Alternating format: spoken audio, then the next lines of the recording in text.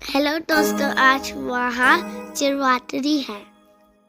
आज माँ पार्वती की और शिव की शादी हो रही थी।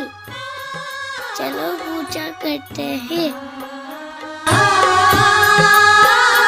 ओम नमः शिवाय, ओम नमः शिवाय, हर हर भोले नमः शिवाय। ओम नमः शिवाय, ओम नमः शिवाय, हर हर भोले नमः शिवाय। ओम नमः शिवाय, ओम नमः शिवाय, हरि हर भोले नमः शिवाय। ओम नमः शिवाय, ओम नमः शिवाय, हर हर भोले नमः शिवाय।